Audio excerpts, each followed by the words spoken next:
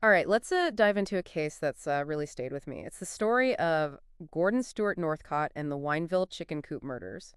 Using his Wikipedia article, we're going to unpack the facts and try to understand the psychology behind it all. It definitely reveals some of the darkest parts of human nature. It's just unsettling how Northcott seems so normal while doing these awful things. Yeah, exactly. Born in Canada in 1906, moved to Los Angeles in 1924 with his family. Seems pretty standard, right? Right. But then in California, he begins to build what I'd call a house of horrors. Moving to California is like the first domino. A new environment, maybe he felt anonymous, like he could be someone new. But the really creepy part is him asking his nephew, Sanford Clark, to come from Canada and help build this chicken ranch in Wineville. Ugh, that's always given me the chills. What kind of manipulation was going on there? It wasn't like helping with a fun project. This was building a place that would become the scene of unspeakable crimes. It shows a scary level of planning, doesn't it? This wasn't something he just decided to do. He needed someone vulnerable, someone he could control, and sadly his nephew fit that description. And then the victims themselves, at least 3 boys, the article says, abducted, abused, and murdered. But it's that unknown number that really gets to me. We know the names Lewis and Nelson Winslow, 12 and 10 years old. Just heartbreaking. Those names, those ages, they stay with you. And we can't forget the boy known as the Headless Mexican, later identified as Alvin Gothea. These weren't just statistics, they were children with their future stolen. And Northcott driving some of his victims home after abusing them, like he was playing with their minds, trying to make the horror seem normal. Just imagine the mental torture for those boys and their families. The broken trust, the constant fear, unimaginable. We also have to mention the Walter Collins case. Northcott was a suspect in that disappearance, but his own mother confessed and went to prison for it. What a messed up family situation. That's where things get complicated. Was she protecting him? Was it some twisted manipulation? Or was she really responsible? It adds a whole other layer to the story and raises serious questions about how families can enable these crimes. So this reign of terror, thankfully, did come to an end. Canadian police arrested Northcott and his mother in 1928, but get this paperwork errors delayed their extradition back to Los Angeles. You can't believe it, right? Bureaucracy almost stopped justice for those boys. But eventually Northcott did face trial in Riverside County. Those 27 days must have been horrible for everyone. The weight of the evidence, the testimonies, the atmosphere in the courtroom. Must have been suffocating. The newspapers back then described the courtroom as just heavy with grief as people talked about the boys disappearing and the awful discoveries made at the ranch. Just terrible. And after all of that, the jury quickly found him guilty. Northcott was sentenced to death. His execution was on October 2, 1930 at San Quentin. It's awful, but the hanging was botched, which made his death much longer and more painful. It's a reminder that even when justice is served, things can still go wrong. This case, of course, wasn't just about Northcott. It shook society and forced people to really face the reality of serial killers in a way they hadn't before. I remember seeing Changeling, Clint Eastwood's movie about the case, and being completely horrified. It's been in other shows too, like American Horror Story. It obviously still affects us. Why do you think that is? It's like the whole setting, the unthinkable things he did, and how it impacted the community. We're talking about a small town, Wineville, that became known for this horrible event. They even changed the town's name to Mira Loma in 1930. Changing the name was interesting to me. It's like they tried to get rid of the evil, erase what happened from the town's identity. But does that work? Can you really get away from that kind of darkness just by changing a name? That's a good question, and I still calling it the Wineville Chicken Coop Murders almost 100 years later maybe shows you can't completely bury the past.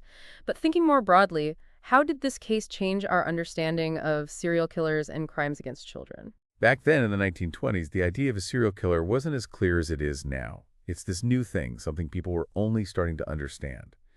And the Northcott case, with its brutality and a seemingly normal family involved, it shattered any idea that this kind of evil only happened in the shadows. So it was a wake-up call, like society realizing this could happen anywhere to anyone. Exactly. It's impossible to measure the exact impact, but you can see how cases like this one help develop criminal profiling and a more focused study of serial killers' minds.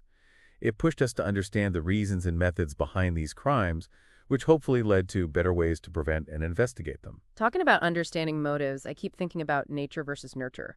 Was Northcott born violent, or did his messed up family make him into the monster he became? It's the question, isn't it? With Northcott, we have things pointing in both directions.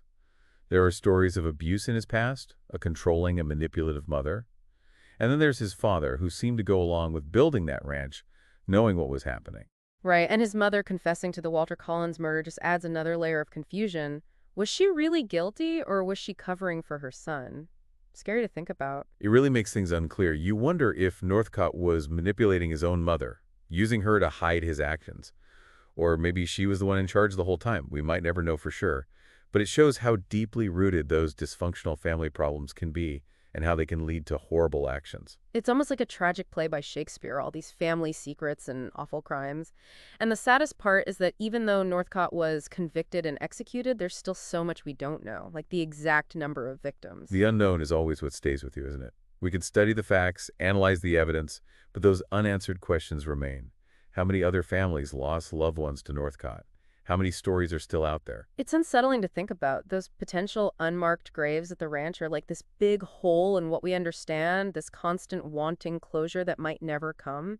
And that, I think, is why we're still fascinated by cases like this.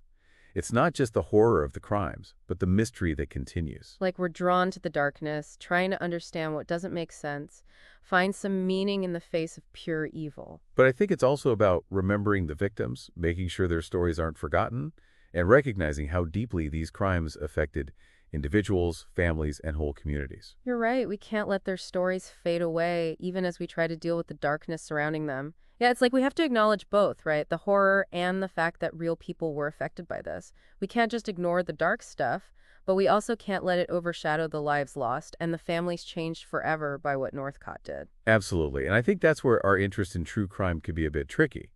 We have to be careful about how we approach these stories.